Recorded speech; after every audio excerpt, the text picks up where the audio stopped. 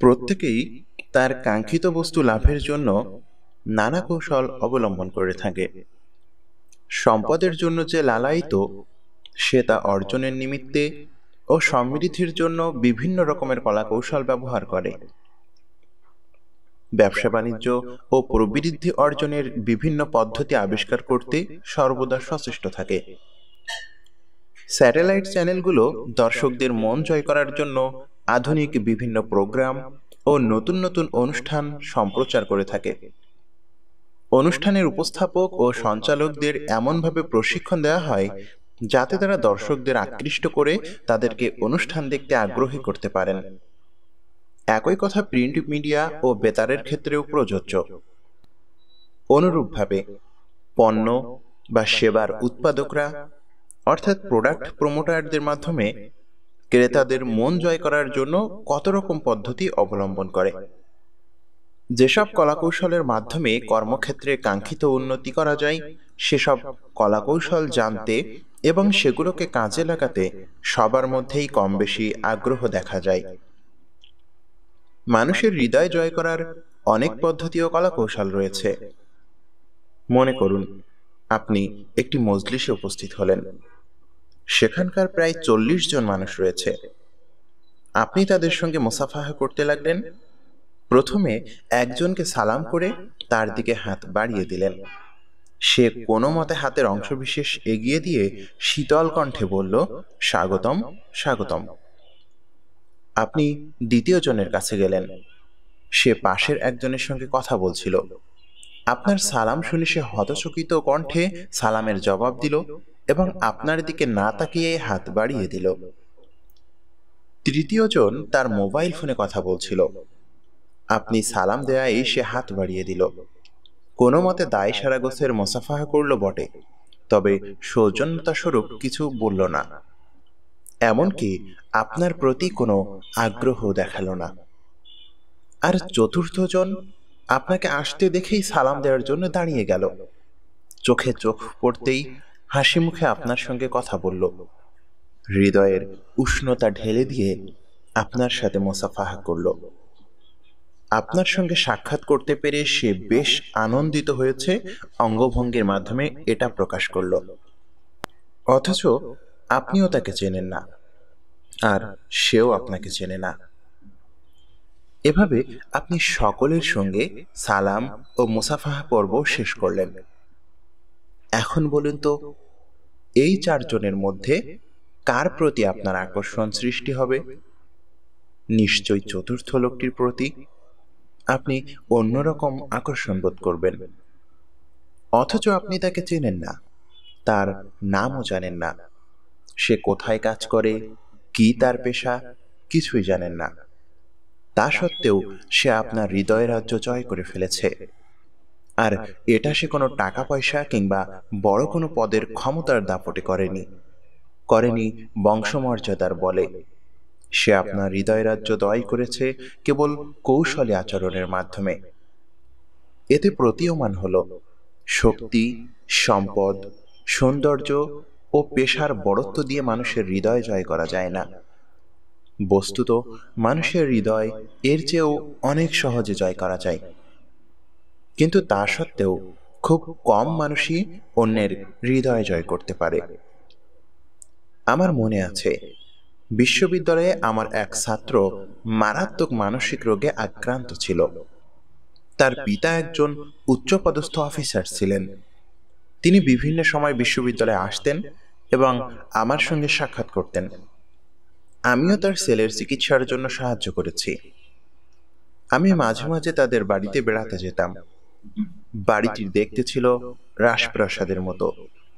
তার পিতার বৈঠকখানায় সবসময় মেহমানদের এত ভিড় থাকত যে সামান্য ফাঁকা জায়গাও থাকত না।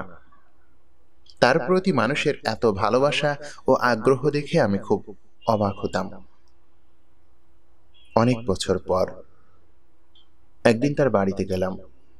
তখন তিনি চাকুরি থেকে অবসর গ্রহণ করেছেন। আমি তার সেই বৈঠকখানায় প্রবেশ করলাম। কামরাটির দিকে তাকালাম। কামরাটির বর্তমান অবস্থা দেখে আমি আশ্চর্য হলাম। সেখানে 50টির অধিক চেয়ার পড়ে আছে। কিন্তু কামরায় কেউ নেই। বৃদ্ধ সেখানে একাকী বসে বসে টিভিতে বিভিন্ন অনুষ্ঠান দেখছেন।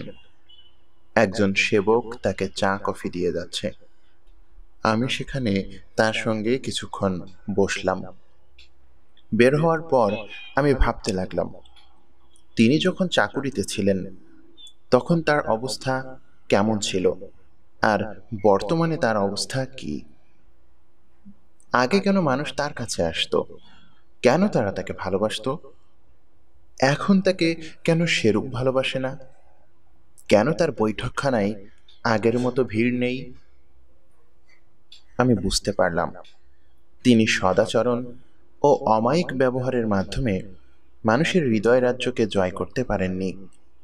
মানুষ তার কাছে আসতো তার পদমর্যাদার কারণে, তার চাকুরির ক্ষমতা ও প্রভাবের কারণে, ব্যক্তিত্ব ও চারিত্রিক গুণের কারণে নয়। আজ যেহেতু তার চাকরি নেই, তাই তার সেই ক্ষমতাও নেই, তাই আর আগের মতো উপচে পড়া সেই ভিড়ও নেই। আপনি মানুষের সঙ্গে এমন ব্যবহার করুন যেন তারা ব্যক্তিগতভাবে আপনাকে ভালোবাসে। তারা যেন আপনার কথা, আপনার হাসি, আপনার বিনম্র আচরণে মুগ্ধ হয়ে আপনাকে ভালোবাসে।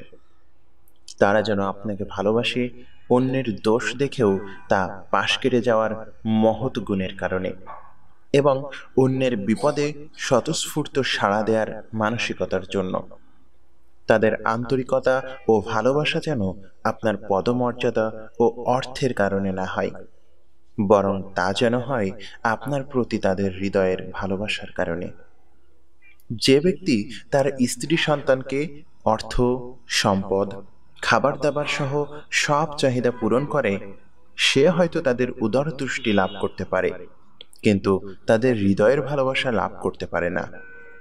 যে তার স্ত্রী সন্তানকে পর্যাপ্ত পরিমাণে অর্থ দেয় কিন্তু তাদের সঙ্গে খারাপ ব্যবহার করে, সে তাদেরকে আর্থিকভাবে খুশি করতে পারলেও তাদের মনের রাজ্যে প্রবেশ করতে পারে না।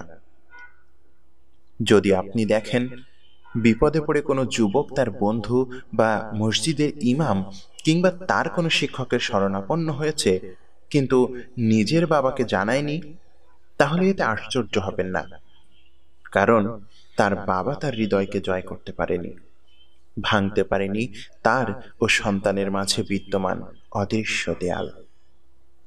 অথচ তার বন্ধু কিংবা কোনো শিক্ষক তার হৃদয় রাজ্য অবলীলায় জয় করে ফেলেছে। অনেক সময় মারাত্মক দুশ্মনও হৃদয় জয় করে ফেলতে পারে, তবে এর জন্য দরকার হৃদয় কাড়া আচরণগত দক্ষতা আর মানুষকে আপন করে নেয়ার সুন্দর কৌশল।